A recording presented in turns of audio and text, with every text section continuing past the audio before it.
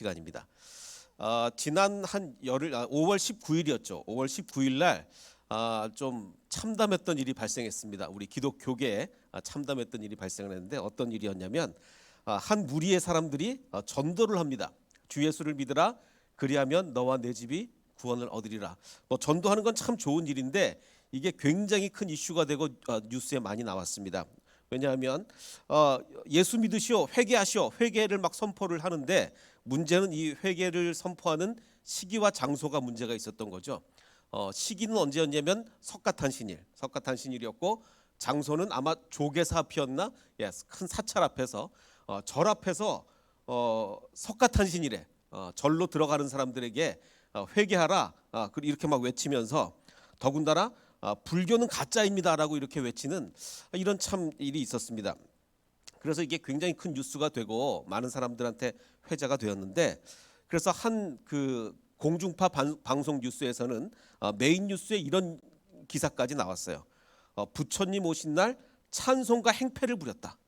찬송가 행패라고 얘기할 정도로 이렇게 참 부끄러운 일이 결국 발생을 하고 말았습니다. 그래서 이 일을 우리가 좀 해석을 해봐야 될 텐데 어떻게 해석을 할까 고민을 하다가 지금 그 우리 매일 아침에 우리 그 새벽 큐티를 합니다. 햇세드 새벽 큐티. 햇세드 새벽 큐티 유튜브 채널로 오시면 아침마다 이렇게 요즘은 이제 잠언을 하고 있죠. 새벽 큐티를 하고 있는데 이 잠언에 나오는 말씀으로 좀 해석을 좀 해보도록 하겠습니다. 잠언의 주제는 뭐 지혜죠. 지혜가 있어야 산다. 하나님이 우리에게 지혜를 주신다. 잠언의 주제는 지혜인데 자 석가탄신일에 사찰 앞에서 전도할 경우 자 전도가 그 100만 번 양보해서 한 명쯤 예수를 믿었다고 칩시다. 정말 그 절로 올려던 절에 막 다니던 사람이 그 얘기를 듣고 한 명쯤 뭐 그럴 리가 사실 있겠는가 싶겠지만 한 명쯤 예수를 믿었다고 칩시다. 절에 오던 사람이 자 주님께로 오는 사람이 더 많을 것인가 아니면 이 사람들의 이 전도의 모습을 보고 주님으로부터 멀어지는 사람이 많을 것인가 어떻게 생각하십니까? 저는 한 1000배나 10,000배쯤 훨씬 더 주님으로부터 멀어지는 사람이 훨씬 더 많을 거라고 생각이 됩니다. 뭐 한 명쯤 정말 100번 양보해서 한 명쯤 믿을 수도 있겠죠. 내가 정말 절에 다니는 게 옳은가 뭐 생각을 해서 한 명쯤 믿었다고 칩시다. 한 명이 믿었다면 1000명 이상이 정말 이 행태로 인해서 예수님으로부터 멀어질 거예요. 지혜가 없는 겁니다. 지혜가. 잠언은 얼마나 지혜를 강조하냐면 지혜로운 여인, 물론 여기서 여인이라고 얘기했지만 뭐 남자나 여자나 다 마찬가지죠. 지혜로운 사람은 집을 세웁니다. 교회도 세우고 집도 세웁니다. 그러나 미련한 사람은 자기 손으로 그것을 허뭅니다. 그것을 허물게 되죠. 그럼 지금 이 석가탄신일에 교회 절 앞에서 불교는 가짜다 아마 이러면서 회개하라라고 외치는 것은 교회를 세우는 행위겠습니까? 교회를 허무는 행위겠습니까? 이건 교회를 허무는 행위예요. 뭐 한 명 믿고 1000명 그것 때문에 못 믿게 되면 교회를 허무는 거 아니겠습니까? 이 사람들은 계속 이렇게 얘기합니다. 하나님 말씀이 진리다라고 그 앞에서 외치죠. 하나님 말씀이 진리다. 근데 이건 정말 어리석은 일이죠. 물론 하나님 말씀이 진리입니다만 때와 그러니까 지혜롭지 못한 진리의 선포는 안 하느니만 못하게 되는 것입니다. 자, 잠언의 그 핵심이 지혜인데 지혜 있는 자와 미련한 자 중에 누가 교만할까요? 지혜 있는 자와 미련한 자 중에 누가 교만하겠습니까? 잠언은 이렇게 얘기합니다. 미련한 자가 교만하다. 미련한 자가. 지금 이건 교만입니다. 불교 물론 맞는 얘기지만 불교 가짜고 기독교가 진짜다. 맞는 얘기지만 굉장히 교만한 겁니다. 미련한 자는 교만하여 입으로 매를 자청한다. 그렇죠. 지금 이거 완전 매를 자청한 거예요. 온갖 매스컴에서 지금 뭐 찬송가 행패라고 부를 정도로 매를 자청한 거죠. 그러나 지혜로운 자의 입술은 자기를 보전하느니라. 전도할 때도 참 지혜롭게 해야 됩니다. 이 지혜가 얼마나 중요하냐면 잠언은 그 성경은 여러 곳에서 성령과 지혜를 같이 얘기합니다. 지혜를 주시는 분이 누굽니까? 성령입니다. 성령 충만할 때 제일 먼저 나타나는 현상이 지혜로워지는 거예요. 지혜로워지는 거. 그래서 출애굽기에도 하나님의 영을 받으면 지혜로워진다. 하나님의 영을 그에게 충만하게 하여 지혜롭게 한다. 사도행전에도 일곱 일꾼을 뽑을 때 성령과 지혜가 충만한 자를 일곱을 뽑아라. 성령 따로 지혜 따로가 아니라 성령과 지혜는 같이 있는 거예요. 성령과 지혜를 같이 얘기하는 거죠. 그래서 너무나 안타까운 게 사람들이 그러니까 이제 막 조롱을 하기 시작하는데, 뉴스나 이런 매체에서 조롱을 하는데, 이 사람들이 거기서 이제 막 방언을 전도를 하다가 경찰들한테 쫓겨나가지고 저 구석에서 이제 막 방언 기도를 막 했어요. 방언 기도가 얼마나 좋습니까? 문제는 이 사람들이 그러고 나서 저쪽 가서 방언 기도를 막 하니까 이 매체에서 방언 기도를 약간 조롱하는 거예요. 그렇죠. 조롱 안 하겠습니까? 이런 행패를 부리고 나서 저기 가서 방언 기도, 이상한 말로 막 기도한다. 조롱을 하는 거죠. 그러니까 부처님 오신 날 찬송과 행패를 부린다고 이야기하는 것이죠. 이건 우리에게 어떤 십계명을 생각나게 하냐면, 너는 내 하나님 여호와의 이름을 망령되게 부르지 말라. 자, 이 사람들은 지금 하나님의 이름을 불렀습니다. 절 앞에서 그 불교인들에게 회개하라고 그러고 하나님의 이름을 불렀어요. 근데 하나님의 이름을 망령되이 부른 겁니다. 왜? 이 사람들이 하나님의 이름을 부를 때 사람들이 다 하나님을 싫어하게 되기 때문에 망령되이 부른 거예요. 여호와는 그의 이름을 망령되게 부르는 자를 죄 없다 하지 않으리라고 이렇게 말씀하시는 거죠. 참 안타깝습니다. 근데 이런 일이 한두 번 있으면 제가 설교 시간에 얘기 안 하죠. 한두 번. 너무나 자주 반복되는 거예요. 최근에도 그 사찰에 와서 할렐루야를 외치던 신도가 그 사찰을 불을 질러가지고 사찰 전체가 불에 탄 게 여러 번 있었습니다. 몇 번 있었어요. 이런 일이 정말 계속 반복되고 있는데, 그 하나님께서는 물론 우상을 파괴해라, 결코 우상을 가만두지 말라고 하나님은 분명히 얘기하셨습니다. 근데 중요한 사실은 하나님께서 우상을 무너뜨리라고 할 때 이스라엘 안에 있는, 이스라엘 내에 있는 우상을 무너뜨리라고 하셨지, 가나안 땅을 제외한 다른 나라를 쳐들어가서 이방 나라를 침략하여 그 나라의 우상을 파괴하라고는 말씀하시지 않았단 말이에요. 이스라엘 내, 즉 교회 안에 우리가 우상을 파괴해야 되는 거는요, 교회 안에 있는 우상을 파괴해야 되는 거. 교회 안에. 교회 안에도 우상이 얼마나 많습니까? 물질의 우상, 온갖 욕심들, 이런 우상들이 많잖아요. 교회 안에 있는 우상을 파괴하라고 하셨지, 하나님이 언제 야 니네 옆나라 쳐들어가서 그 나라 우상을 파괴하라고 얘기하신 적이 없어요. 그런데 지금 이 사람들의 행위는 침략 행위가 되는 겁니다. 절에 들어가서 불 지르고 석가탄신일에 절 앞에서 예수 믿으라, 이건 침략입니다. 하나님 그렇게 하시라고 한 적이 없죠. 자, 요건 나중에 또 한번 잠깐 말씀을 드리고, 오늘 본문 말씀을 보면 창세기 14장은 성경에 나오는 최초의 전쟁입니다. 성경의 전쟁 얘기가 뭐 구약을 어떤 사람은 전쟁의 책이라고 얘기할 정도로 성경의 전쟁 얘기가 많은데, 최초의 전쟁 이야기가 창세기 14장에 물론 그 이전에도 전쟁이 있었겠지만 성경에 나오는 전쟁은 창세기 14장이 처음입니다.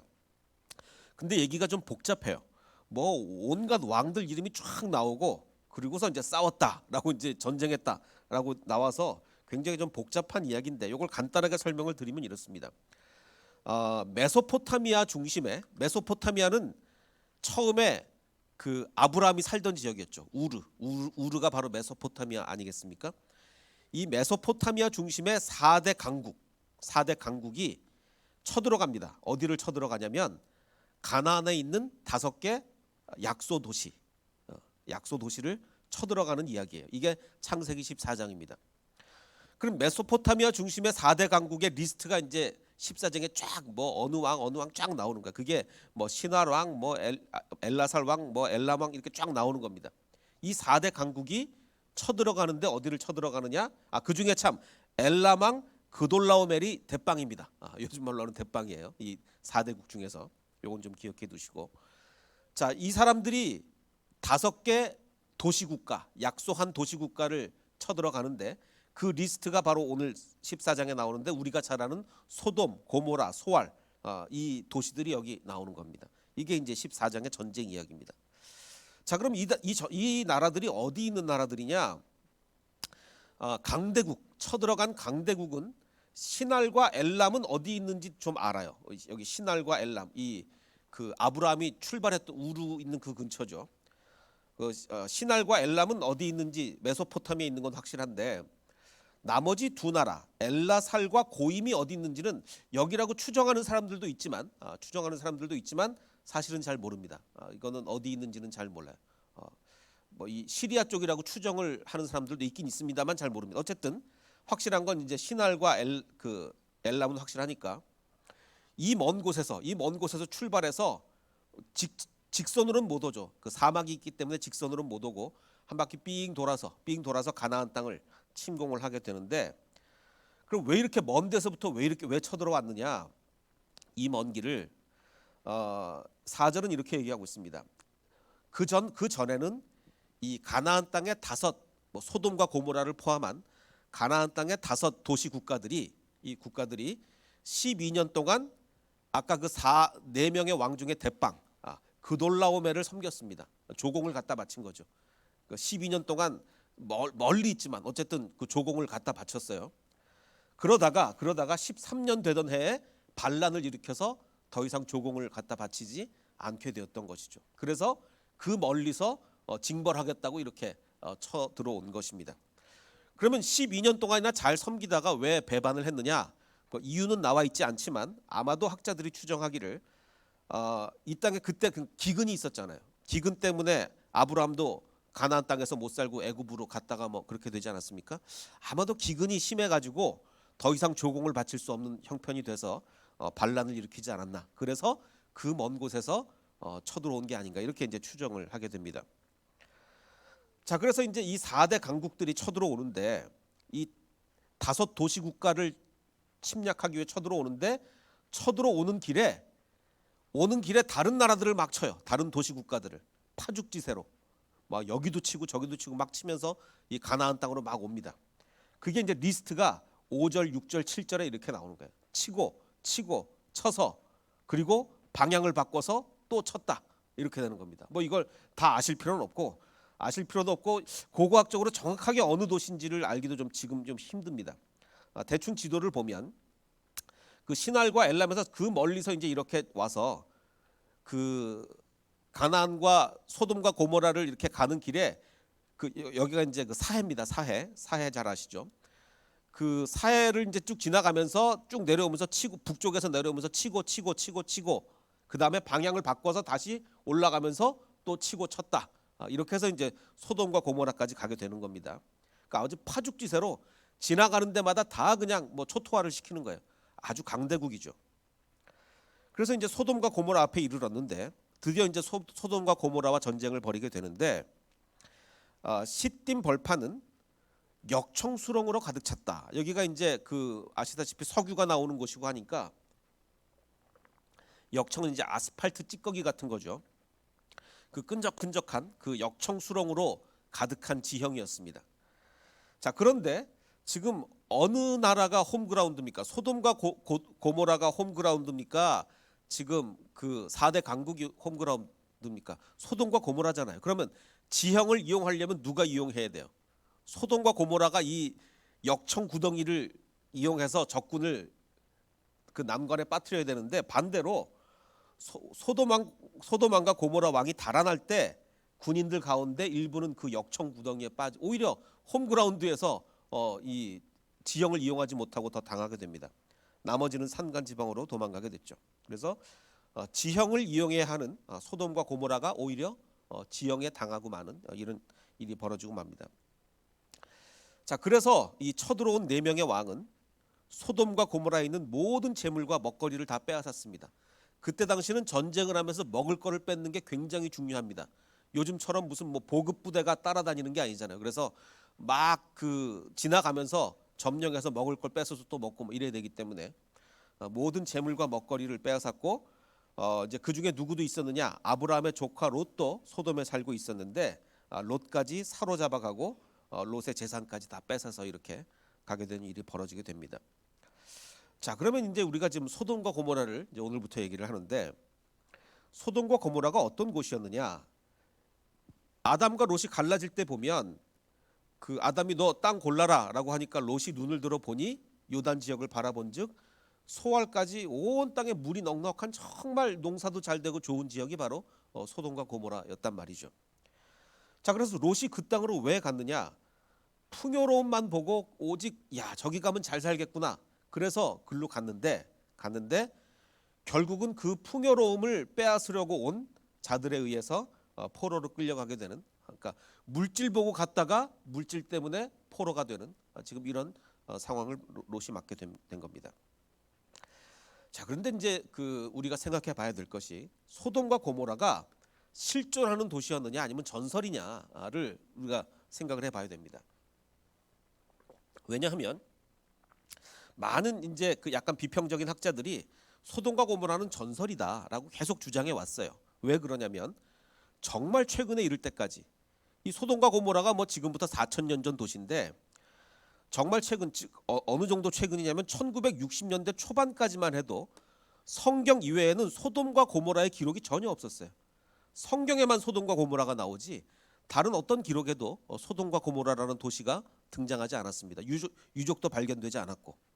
그래서 많은 이제 비평적 학자들이 소돔과 고모라는 전설, 성경에나 나오는 전설이지 그건 사실이 아니다라고 많은 사람들이 주장을 해왔었습니다. 자, 그런데 1964년부터 놀라운 발견이 시작이 됩니다.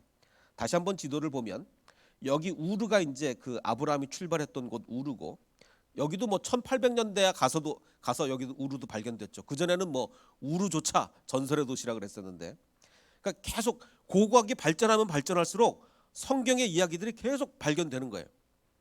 아브라함이 우르를 떠나서 어디로 갑니까? 하란으로 가죠. 하란에 갔다가 가나안 땅에 들어가게 되는데 하란에서 가나안 땅으로 가는 길목에 그 에불라라는 제국이 있습니다. 굉장히 큰 제국인데 엄청난 제국이 문화도 굉장히 발전했습니다. 근데 이 에불라라는 제국도 있는지도 몰랐어요. 이걸 1964년에 발견을 합니다. 지금부터 불과 한 50년 전에. 어마어마한 에불라 제국이, 물론 지금 이 지도는 아브라함보다 몇백 년 전의 지도이기 때문에 아브라함 당시에는 요거보다 조금 규모가 작았는데 어쨌든 이 에불라라는 이 제국이 어디서 뭐 그 이름만 발견됐지 전혀 고고학적 이 발견이 없었기 때문에 에불라도 뭐 전설의 도시 아니야 뭐 이러고 있었는데 1964년에 발굴이 되기 시작한 거예요. 엄청난 규모의 문화가 있었다는 걸 발견이 됐죠. 근데 그 안에 그 왕실 도서관이 그 당시에 벌써 있었는데 이런 토판들 제가 여러 번 보여드렸죠. 토판이 몇 개가 발견됐냐면 무려 거의 2만 개 가까이가 발견이 됩니다. 2만 개. 지금 뭐 그 중에 뭐 10%도 해석을 못했어요. 너무 많다 보니까 2만 개 가까이 이런 그 토판들이 발견되게 된. 이 안에는 온갖 행정 문서들 뭐 별별 것들이 다 있어요. 근데 놀라운 게 이 토판 문서 중에 지금 여기 나온 5개의 도시국가, 소돔과 고모라를 포함한 5개의 도시국가 리스트가 여기 있었던 거예요. 그래서 소돔과 고모라가 진짜 있었던 도시구나라는 것을 1960년대 중반에 가서야 비로소 알게 된 겁니다. 그 전까지는 막 사람들이 그거 전설의 도시다 막 이랬단 말이에요. 근데 이 문서가 이제 발견이 된 거죠. 그러니까 고고학이 발전하면 발전할수록 계속 우리가 성경의 증거들을 우리가 이제 발견을 하게 됩니다. 자, 그런데 만약 내가 만일 아브라함이라면 이 롯을 어떻게 할 것인가? 처음에 이제 아브라함이 너그럽게 롯에게 네가 먼저 땅을 선택해라라고 하니까 롯이 어떻게 했습니까? 좋은 땅을 먼저 차지해 버리죠. 조카가 어른 장유 유서도 잊어버리고 좋은 땅을 먼저 차지해 버리는데 여기다가 앞에다 한 단어를 붙이자면 넬름. 넬름 좋은 땅을 아니 뭐 저기 아브라함이 어떻게 하라 그런다고 조카가 말이야. 어떻게 좋은 땅을 넬름 먼저 차지해 버렸는데 그 후에 하나님께 근데 정말 그 여호와의 동상 같고 애굽 땅과도 같은 땅을 롯이 차지하고 아브라함이 받은 땅은 그야말로 메마른 땅을 받았단 말이에요. 근데 내가 만일 아브라함의 입장이라면 그런 상태에서 나중에 누가 와서 소식을 전하는데 그 전쟁에서 도망쳐 나온 사람 하나가 아브라함한테 와서 이 사실을 알립니다. 무슨 사실? 아브라함 큰일 났습니다. 소돔과 고모라 지금 그 침략을 당했고요. 롯이 다 포로로 끌려가고 큰일 났습니다. 이 소식을 전했습니다. 자, 그러면 여러분이 아브라함이라면, 내가 만일 아브라함이라면 그렇게 막 허락해줬더니 넬름 좋은 땅 가고 뭐 이런 조카를 위해서 목숨 걸고 쫓아가겠습니까? 안 가겠습니까? 여러분이 아브라함이라면 어떻겠어요? 자, 내가 만약에 아브라함이라면 그 인간을 구원하러 갈 것인가? 오늘 그 고민해볼 과제입니다. 더군다나 문제가 뭐냐면 그 상대방이 누구냐? 파죽지세의 강대국 연합군이에요.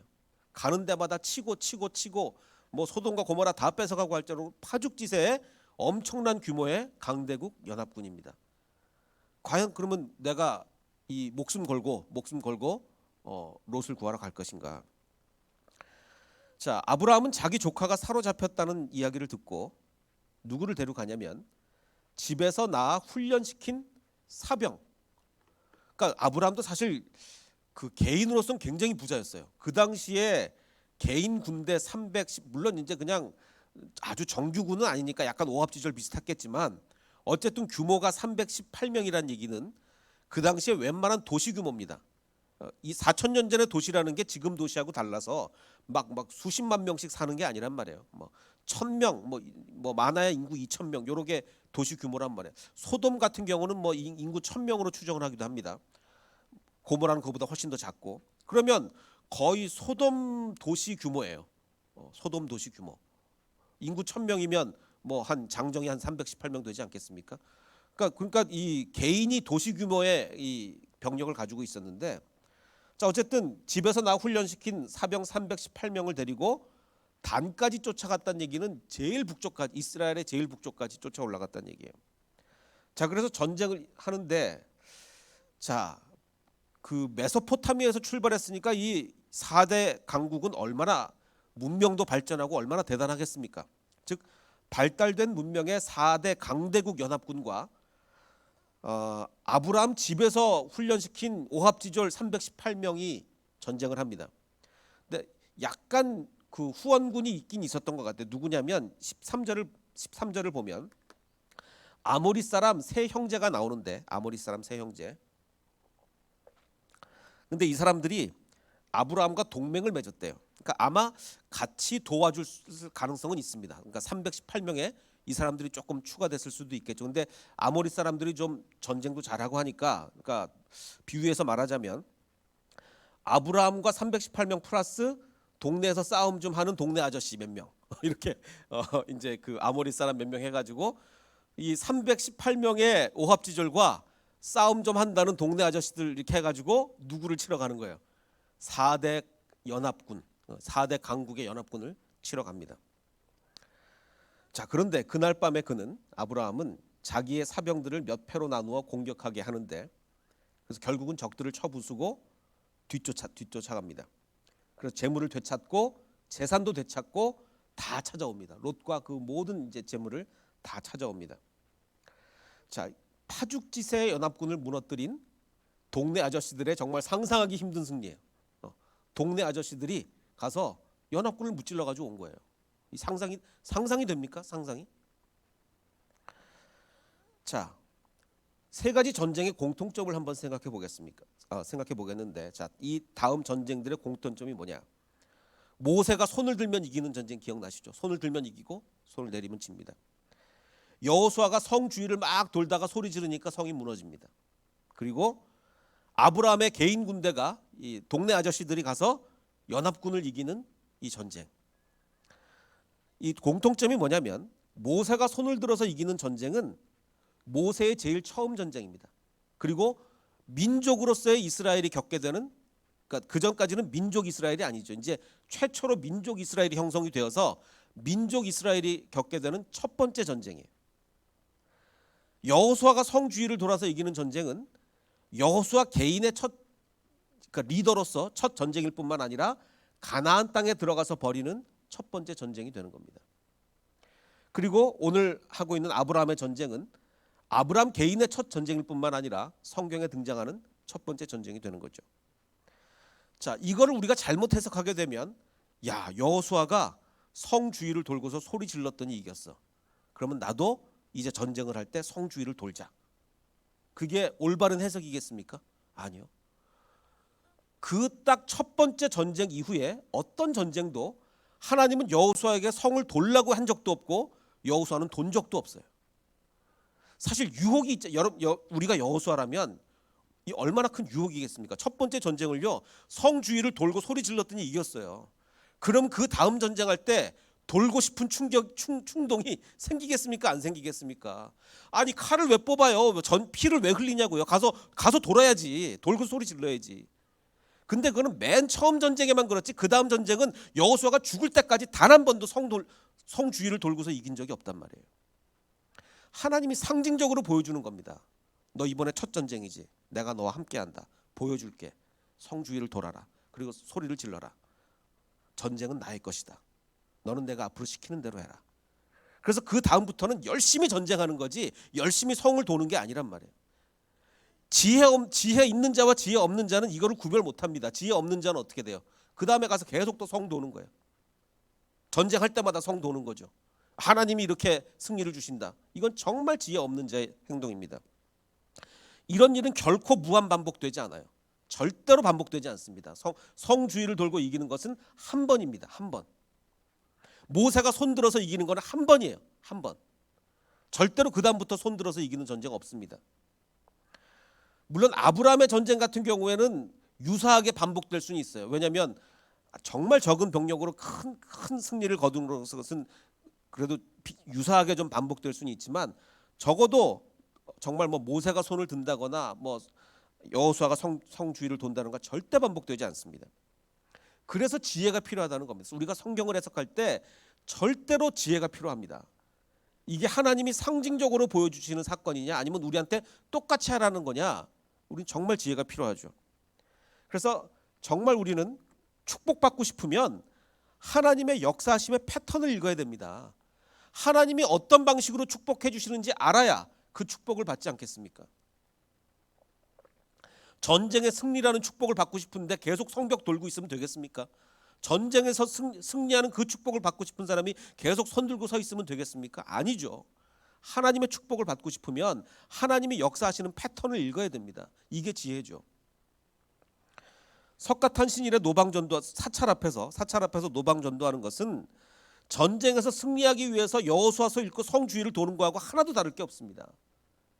그리고 출애굽기 읽고 나서 전쟁에서 손드는 거하고 하나도 다를 게 없는 행위예요. 정말 지혜가 없는 거죠. 성경을 완전히 잘못 해석하는 겁니다.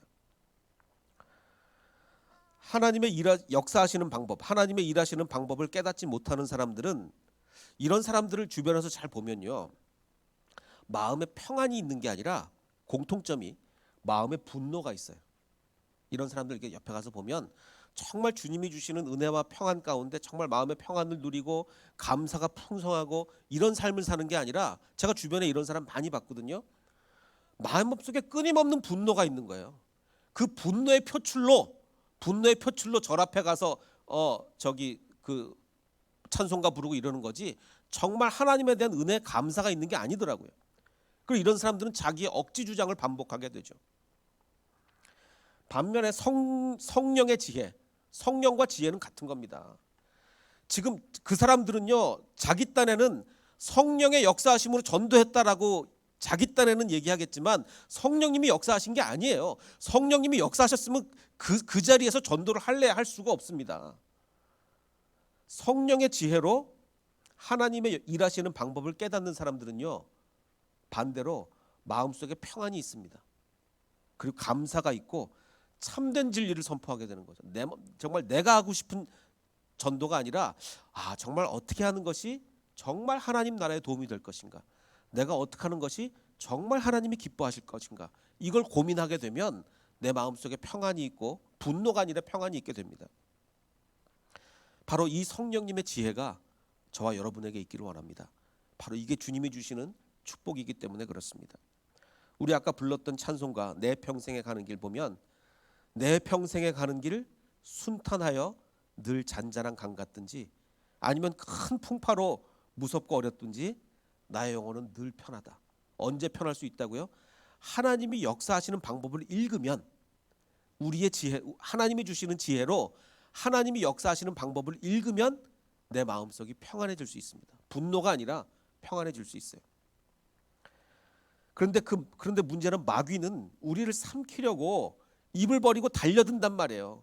우리에게 지혜를 자꾸 뺏어가려고 그런단 말이에요. 지혜를 뺏어가서 내 마음속에 분노만 가득 차서 입으로는 막 예수님 전하고 하는데 그게 엉뚱하게 오히려 하나님의 이름을 땅에 떨어뜨리고 오히려 그 행동 때문에 사람들이 예수님 안 믿게 하고 이렇게 된단 말이죠. 그래서 정말 우리가 주님께 구해야 될 것은 주님, 내가 하나님이 일하시는 방법을 알기를 원합니다. 주님께서 역사하시는 그 패턴을 읽고 정말 내가 지혜를 발휘해서 주님 앞에 평안을 누리는 우리가 되게 해 주시옵소서. 바로 이 기도가 넘쳐나는 저와 여러분이 되시기를 주님의 이름으로 축원합니다. 그래서 우리 아까 불렀던 찬양 1절과 2절, 내 평생에 가는 길 순탄하여, 어떤 일이 있어도 우리가 주님이 주시는 지혜만 있으면, 하나님이 역사하시는 방법을 알면 우리는 평안할 수 있습니다. 그 평안을 누리게 해 주시옵소서. 기도하며 우리가 찬양하겠습니다.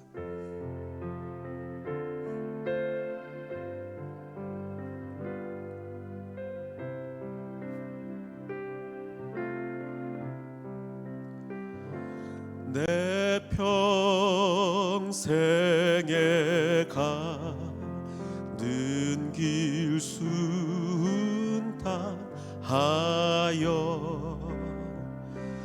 늘 잔잔한 강 같든지 큰 풍파로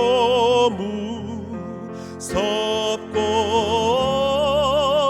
어렵든지 나의 영혼은 늘 편하다. 내 영혼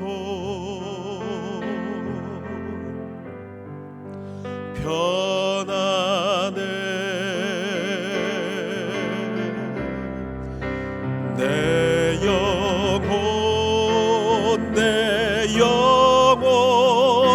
평안해. 저 마귀는 우리를 삼키려고, 저 마귀는 우리를 삼키려고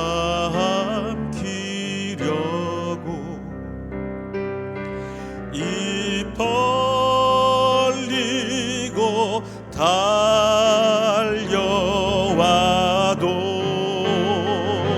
주 예수는 우리의 대장되니 끝내 싸워서 이기리라. 내 영혼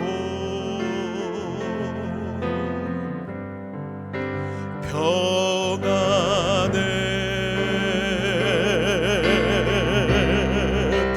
내 영혼 평안해. 잠시 기도하게 될 때 아버지 하나님, 그렇습니다. 내가 주님 주시는 지혜로, 성령의 지혜로 평안함 누리고 있습니까? 하나님이 역사하시는 방법을 알아, 주님께서 주시는 그 말씀을 해석할 줄 알아 내 마음의 평안을 누리고 있습니까? 아버지 하나님, 내 마음속에 불안이 있다면 나로 하여금 지혜 있게 하시고 말씀을 올바로 해석하게 하시고 정말 성령의 능력대로, 성령의 지혜대로 행동하는 우리가 되게 하여 주시옵소서. 내 마음속에 불안함이 있다면 나에게 지혜가 없는 것입니다. 아버지 하나님, 지혜로 평안을 누리게 하여 주시옵소서. 우리 함께 기도하겠습니다. 아버지 하나님, 감사합니다. 우리 햇새교회 모든 성도님들 마음 가운데 주님이 주시는 성령의 지혜가 충만하게 하여 주시옵소서. 하나님이 어떻게 역사하시는지 깨달아 알게 하여 주시옵소서. 아버지 하나님, 우리가 내 삶 속에 어떤 일이 닥치든지 정말 순탄하여 평안하든지 아니면 잔잔하든지 아니면 큰 풍파가 몰아치든지 어떤 경우에도 나는 평안할 수 있을 것입니다. 나에게 지혜가 있다면, 하나님의 역사하시는 있는 눈이 있다면 나는 어떤 경우에도 평안할 수 있을 것입니다. 아버지 하나님, 어떤 사탄마귀도 내 마음속에 틈타지 못하게 하시고 내가 주님이 주시는 지혜로 평안을 누리는 우리 모두가 될 수 있도록 주님 축복하여 주시고 우리 햇새교회 모든 성도님들의 마음속에 주님이 주시는 은혜와 평안이 가득할 수 있도록 주님 축복하여 주시옵소서. 함께 일어나 고백하며 찬양합니다. 아버지 하나님, 주님 주시는 지혜로 평안 누리게 해주시옵소서. 다시 한번 찬양합니다.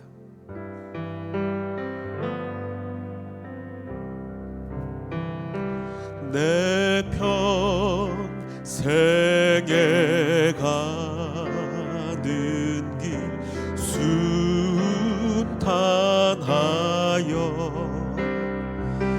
늘 찬잔한 강 같은지 큰 풍파로 무섭고 어렵든지 나의 영혼은 는 편하다. 내 영혼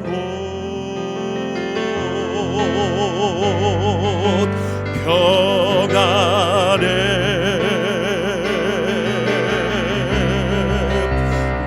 내 영혼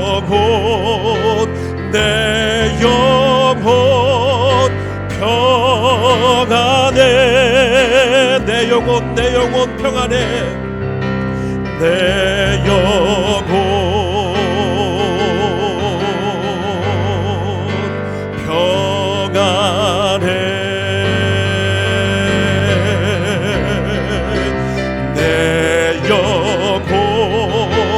내 영혼 평안해.